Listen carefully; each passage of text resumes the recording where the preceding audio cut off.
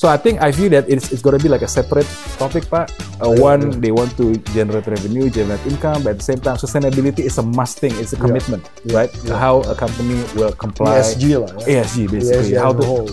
Well, they already have a plan in how they wants to promote their sustainability commitment, basically. Yeah, of course, because in their countries, they need to sort of oblige to comply with whatever the regulation. Right.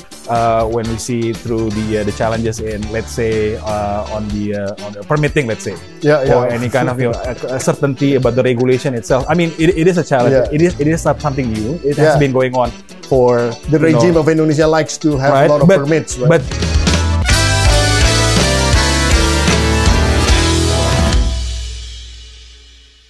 Bismillahirrahmanirrahim. Assalamualaikum warahmatullahi wabarakatuh. Waalaikumsalam. High spirited. Yes. Oh, yes. The carbonizers, carbon activists, carbon friends all over the world. Welcome back to another episode of Carbon Forum with me, Poempida Hidyatulloh, as the host. And today we're going to discuss related to the socialization of the issue on carbon. In fact, in Indonesia, a lot of people still puzzled with these issues, and I think we need to work hard to socialize it. That's why we invited this young gentleman. He's the Associate Director of Asia Group Advisors, and he's also the Secretary General of the Public Affairs and Government Relations. Welcome, Pak Adra Janitra Hendrawan. Wow. Thank you, Pak Poempi. We know each other for a long time, I know, right? It's been a long time. Yeah. You've been my mentor. 20 years, right? About 20 years. It's been a long time. Thank you. So, you were still a young adult at the time. Now you have like 3 kids and all. I have 3 kids already, but thank you, Pak Poempi. Well, you joined also SXI, right? In the association. And the reason why I invited you to the SXI because you're exposed to a lot of what you call it, relations with the governments, public affairs, and others. Yeah. And how do you see the issue on the carbon at the moment in terms of, knowledge base and also the way people speak about it? Yes. What do you think the situation right now? First of all, thank you, Pak Poempi, for having me. I thank you. Thank you for having me. It's been a great honor to be here. You've been, I consider yourself as my mentor, Pak. I remember back then when I just graduated from college, get connected to you and you provide me some guidance, and here we are today. So, I consider myself as a public affairs and government relation professional, Pak. I've been working in different organizations, mostly in the multinational companies, from the oil and gas sector, from manufacturing industry, and industrial estate company, coming from different regions, very diverse, different culture as well, from US, from China, and now I'm Associate Director for Government Relation and Public Policy Consultant, called Asia Group Advisors. We're basically strong in Southeast Asia. I'm part of the Indonesian office here. So coming back to your question, Pak, it is true that, as a government relation and public affairs professional, our task is basically we are the what do you call it? The front run, basically the front face, representing certain organization when we are dealing with stakeholders, mainly government. So when we say public affairs, that involves government, media, community, of course. And I think, like recently, with all this sustainability related topic, carbon trading and those kind of things, we see that this is a relatively new topic. Actually, it's not new. Well, it's not new. It's been a while. Yeah, it's been a while. But for us as a professional, we are now being exposed to this new topic because, for instance, the companies that we are representing, they're now, moving up their standards into, more into sustainability. That's right. How this company needs to be committed to certain, sustainability effort. They're promoting their, environmental, social, and governance. They're developing their sustainability reports every year, how they are being able to, navigate all these challenges, but at the same time being compliant with everything that related to environmental and social. So the gap here is, these professionals now needs to be like have a deeper understanding about the topic. Exactly. The policy is changing, like the stakeholders being that dynamic, especially in Indonesia, we have, government setting up different target, also in relation to the global target. Actually, not different target, but moving target. Moving target, and also being pushed by the international world. How every countries need to reach certain NDC, for instance, right? Yeah. And we view that how we together achieve this NDC target is not only responsible from the government, but private sector involvement is really play a really critical role.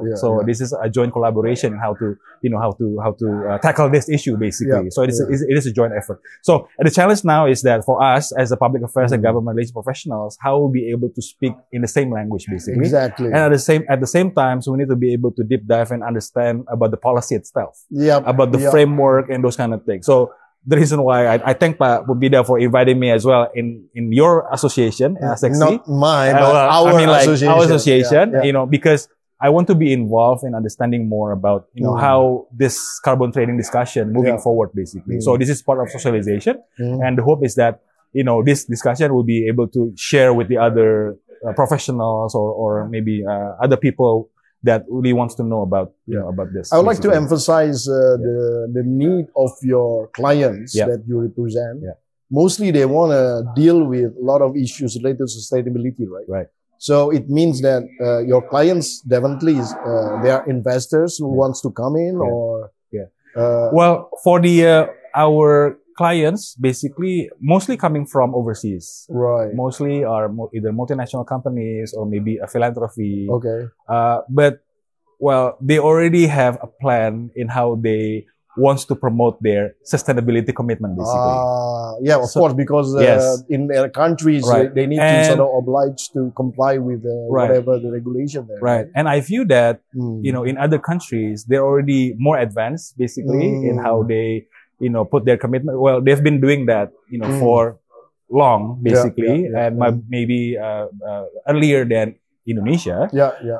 So that their intention is that when they come into Indonesia, they want to build their presence, but at the same time, they also want to position themselves as thought leaders and share those experience to Indonesia government, Pak. So they position themselves when they come into Indonesia, they want to have a lot of discussion with the government and actually really opening up to any kind of advice, basically, or sharing experience. So I call it sharing experience and how things that been done in other countries, US, Europe. So those will be the alignment that we can get. But and some of these companies also looking at for future potential growth, basically, in this sector. So they're starting up this engagement and relationship building right now, so that they anticipate that maybe in the future, when things are ready, when the regulatory are settled, they already start early, right? So they'll be ready in being more involved in this kind of, in this particular sector. Okay.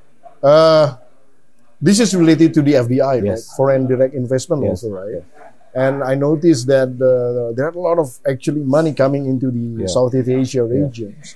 But the one that enjoys so much is actually Singapore, not Indonesia. Perhaps because well, I'm not saying that Singapore is better than Indonesia, but I'm saying that perhaps in Singapore the system is trustworthy, more trustworthy than us. So, do you think the issue on sustainability becomes a very important role for these foreigners who wants to invest in Indonesia? With regards to foreign direct investment, I mean, if we look at, we need to look on the exact data, exact number, but we view that we capture that for Indonesia, the FDI is actually quite stable for the past 5 years, even though during the pandemic era, right?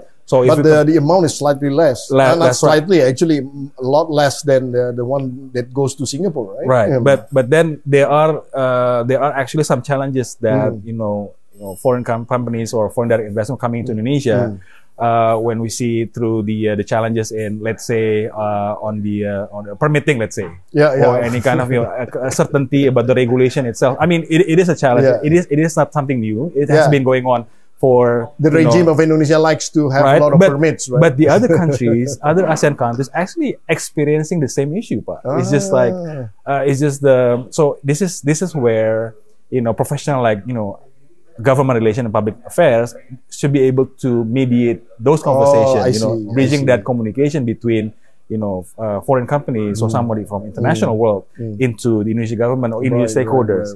Because by the end of the day, it's a win-win solution basically. But I mean, it cannot be just those investment, taking over whatever that Indonesia has. But at the same time, how between Indonesia government and those organizations be able to work together, in reaching out the certain objective and goals. So.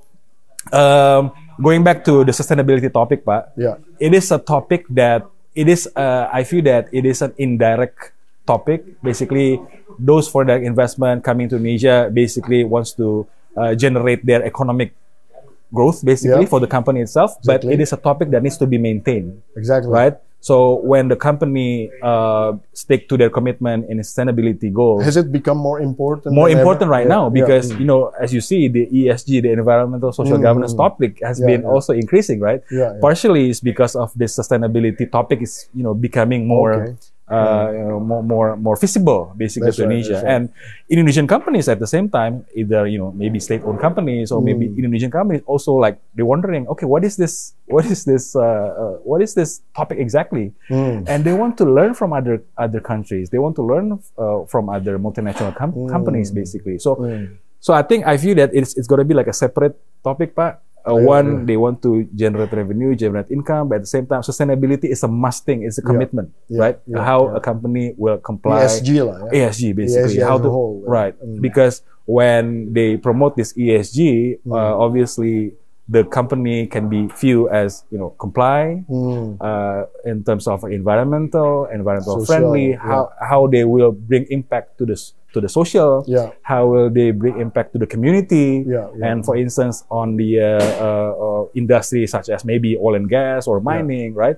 How this investment, when they come to Indonesia, they will make a multiplier effect to the community surrounding their operation, and at the same time, being clear about the intention and those kind of things. So I know it is a work in progress. So that's why I think it's important for us to continue sharing this, what is going to happen maybe in the future and how this sustainability topic and maybe future carbon trade to be socialized to everyone, basically, Pak. Wow, very interesting. You mentioned about philanthropy.